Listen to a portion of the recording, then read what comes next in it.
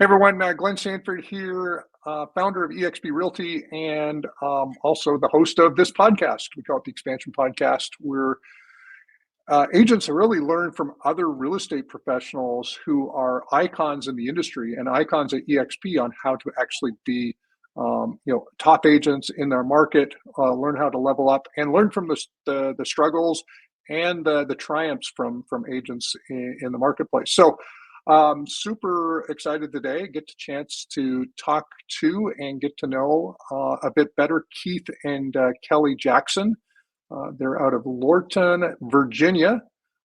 Been with a few different brokerages before EXP. So, but welcome, Keith and Kelly. Thank you. Thanks for having us. So, so agents kind of get a sense, and even me as well. But what's your background? How did you get into real estate? What's your story kind of in the business? So it's a good story. I was a nurse administrator, and Keith was an engineer, and I said I'm going to go into real estate when I retire. Well, in about a year, I retired, and I told Keith I'm going into real estate, and he said, "Oh, no, you're not." And I said, "Well, I already enrolled in the classes." And so he went at night after work for the classes, and the rest was kind of history. So it was a spirited conversation. It was a spirited conversation that night, but we had the same instructor for real estate school. So she had her during the day, I had her during the night. So it helped us to really do well in the class. So I was a demolition team leader. So we were tearing down a plant, shutting it down, and I had to decide what I wanted to do after that. And so she decided for me it was real estate. Okay. Well, no, didn't want to be left behind, because obviously you knew that there was a career change. So sounds like it was a fun experience. How long ago was that? That was in 2001. Yeah, so 23 years. We've been full-time real estate for 23 years now. Okay. And any chance you're going to go back to that demolition thing? No, I'm done with that. Those days are long time. And I don't think anyone would hire me. There you go. So 22 years, obviously you've seen a lot of change in the industry. I've been in the business almost the same length of time. Obviously, things have changed quite a bit. What's been your biggest sort of takeaway as the business changed? And have you always been successful, or did you have some struggle in the early days? So I've always been successful in real estate because I didn't have that a lot with corporate America. So I was kind of a serial entrepreneur and tried corporate America for that year, and it didn't work out. But I think. Yeah, for me, it was a struggle coming from corporate America. I was in chemical plant, then I went into sales, and then I went back to manufacturing, did the demolition thing. So I kind of had gotten used to that corporate way of doing things, set customer base. When I was traveling, managing territory, I knew my clients were, and I knew what to expect, whereas it wasn't the public, it wasn't one-on-one, where people don't care what your background is. Can you help me with my problem? So I had to get over myself and put that corporate stuff out of my mind and really get in and grind and meet people where they are. Okay. It is a different skill set, and it is a different way. And I can see how nursing, you were nursing, right, Kelly? Yes. So you're dealing with really, it's not a standardized clientele. It's people that come in with very random, things going on in their life. So I can see how, coming from a corporate sales background versus being a nurse, how those might be. That might be a great way to enter if you're used to multitasking and dealing with lots of people and their needs. I mean, how spread thin do you get as a real estate agent every day? Yeah. So that was my struggle. Yeah, no, for sure. So, what's been your journey? How did you ultimately get it to EXP, and what was it that that got you over to EXP at the end of the day? So our journey has been very strange because we started in the Chicago market. We were there for 15 years. We have managing broker licenses there. Yes. And then and decided we didn't like the cold. So we moved to Houston, started a real estate practice.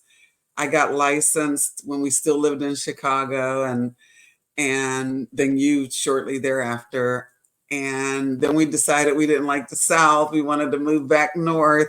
So well, COVID happened, and I was in leadership we were both at the same company before this, similar company, and opportunity to come into leadership up here in Maryland. So I asked her, I said, hey, we could get closer to family.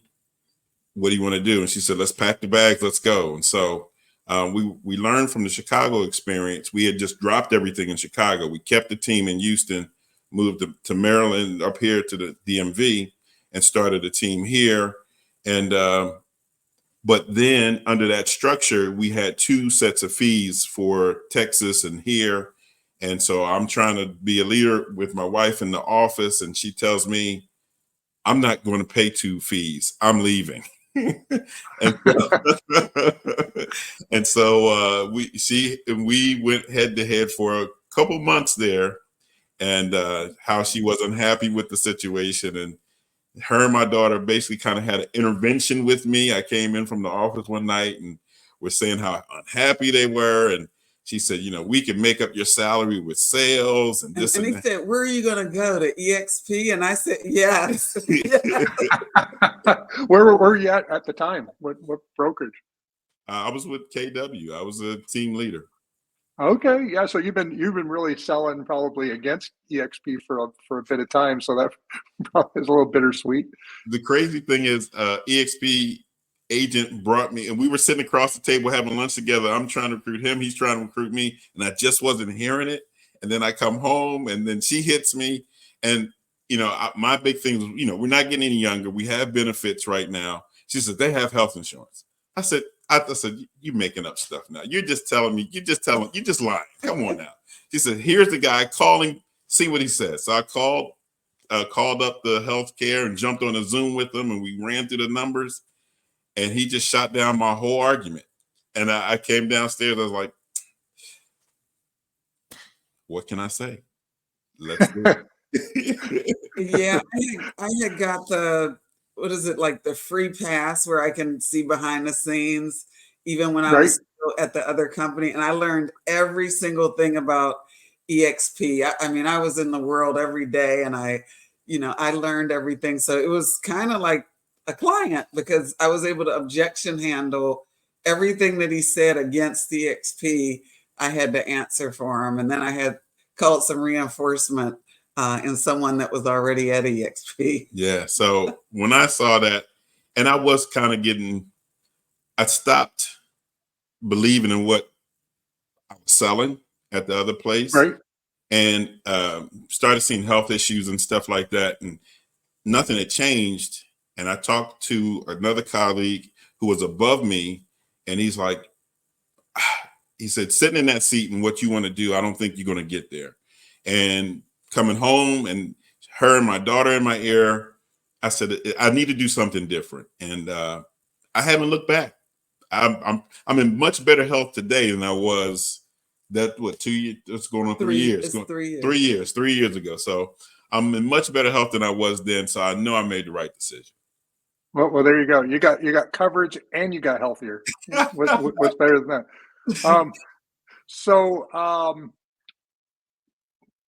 Now, what's your business like? How are you building your practice? What maybe it's kind of would be interesting to think about when you went from Chicago to Texas, then to Virginia. You're starting in 2 new markets after having sort of cut your teeth in the first market. What was your strategy for getting started? And if you were to do it again, which probably you don't want to, but if you were to do it again, how would you do it today? So the strategy has been to really treat it like a business. And even so it was during COVID when we moved here and everyone was on Zoom. And so I was having Zoom appointments here, even though I was still physically in Texas. And so I started building up a customer base here even before arriving. And I knew that if I did land a client here, I could always refer them versus coming here and starting brand new. And so it's been one of adaptation, because we had to adapt in 2008, switch from completely just this regular traditional sales model to short sales and REO. I sold foreclosures for 8 years. Keith was doing short sales. You were negotiating them yourself at that time. So every time there's been a shift in the market, we've been able to adapt and change instead of, saying, hey, I'm going to keep doing things the same way I have been, but really changing with the times. Yeah. Right. Now, I suspect that you've talked to a lot of agents over the years that are stuck in sort of a paradigm and don't believe that there is a way to do the business different. What was it like what was it that helped you be more adaptive and entrepreneurial, I guess is that probably the term? I would say when we made these changes, we had kind of burnt the boat. We didn't have anything to fall back on. So we knew we had to really pursue this. So we just said, whatever it takes. And so that's really what had us be successful, because there was no going back. There was no turning back. Yeah. Right. And I would say I believe I'm like a lifelong learner. I had a coach back in 2003, even before coaches were popular. And so having a real estate coach, networking with other agents, seeing, what the trends are in other parts of the country, and just really staying abreast of like the industry as a whole, instead of burying myself in my little bubble, but actually talking to other people has paid off tremendously. Awesome. So now, how did you lead generate then, and how do you do it now? Is it different? Is it similar? Chicago, you want to speak? Chicago was a very direct market. It was very successful with mailers, expired letters and farming. That was very successful. And it was more of a transactional market. It was, you meet the client and they were making a decision pretty much on the spot. Moving to Houston, Kelly was saying they really want to see you on social media. I had no desire to be on social media. She said, you're going to have to be on social media because they're going to want to research you and so on and so forth. So I did that, and we did some networking. But going to a brand new market, we hit the phones right out the gate. We were dialing almost all day, Dialing for dollars all day we would pick a subdivision and just really dig in. She would do the research to say, well, it's turning over. It's a good amount of turnover in this subdivision. And that's where we would focus, and we would just dial the phones all day and circle prospect, expireds. And that's how we built our customer base in the Texas area. And then moving here, what would you say? Here, definitely social media has played a huge part. And I still dial for dollars. I still pick up the phones and talk to people. If we can get belly to belly with them, that's better. But I talk to people all day long. I've talked to 22 people so far today about buying or selling real estate. Yeah, and I'm back. I'm on the phones calling. I was doing expireds and canceled, but I'm really getting back to the circle prospecting. They seem to be a little warmer. The expireds are kind of angry. They're frustrated. The older ones are a little bit more open, but the circle prospecting, you're just adding value and providing information. So I got an appointment yesterday with just maybe $10 to $12 in. So the basics still work and work well. Awesome. So how are you now? What CRM are you guys using? A follow-up boss. Okay, yeah. Well, what are you? What are you? Do you have any automation built into that, or is it just are you using it?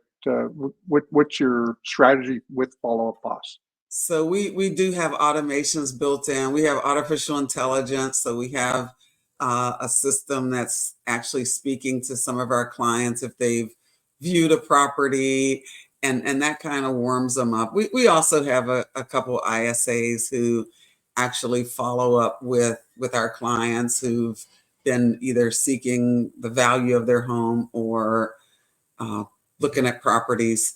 So they kind of queue up next conversation for us. So that's helped a lot. Awesome. And so, and then, yeah, Keith, you same thing. Same thing. We work in different areas of the house, but same thing. I'm using the CRM, and I love it that because let's say if there's someone that I can't get a hold of, I can just make her a collaborator, and she can pick up the ball and run with it. So with the button, I can say, hey, Kelly, maybe you could see where if you can move this conversation forward, and so it works really well. Do you have an assistant? Do you have any agents on your team at all? Our daughter is our assistant. Yeah. Who is a millennial, so she really helps with that social media piece. She also thinks she's our boss, right. But she's really helped us with our marketing, and she also knows how to use things like MailChimp. So she's a valuable piece of and the she's team. licensed as well, so it helps out. Yes. Oh, awesome. Well, good stuff. Well, let's one last question, more for EXP agents that want to become an icon. What one piece of advice would you give to an agent that says, "Hey, I see what you've done. I want to get there." What would you say is the one thing that they should focus on or do to ultimately move in that direction if that's what they want to do? I would say definitely follow a schedule. Yeah. Like wake up. That morning routine is so important, to wake up and do something with your mind, your body, before getting into work, and then following that schedule. I've always been a proponent of if I can master my mornings, I can be successful in real estate. I would say keep learning. Keep going to conferences, keep getting new skills. And so maybe it's not a new skill. Maybe it's to re-energize you, to get you have a fresh perspective about the marketplace and not get stale and get complacent. So that was what I would encourage everybody to do, because I know I'm re-energized and ready to take on the challenges that we face moving forward. And I'm excited about the opportunities. Awesome. Well, good stuff. So Keith, Kelly, thank you so much for jumping on here today. Great learning from you and hearing, how you kind of scaled your business. If agents want to track you down, or if somebody listens to the podcast tracks you down, how should they reach out? They can. I'm on all forms of social media at kellyjackson.realtor. And I'm on Facebook and Instagram as KJAX.realtor. So easy to find. Awesome. Well, good stuff. Keith and Kelly, thank you so much for jumping on today. Really love that you're part of EXP and you're part of the family that we're building here. And thanks everyone for listening. And hopefully you got some great tips and insights from Keith and Kelly Jackson. And until the next podcast, everyone, have a great day. Talk to you soon. Thanks. Thank you. Bye-bye. Thank you. Bye-bye.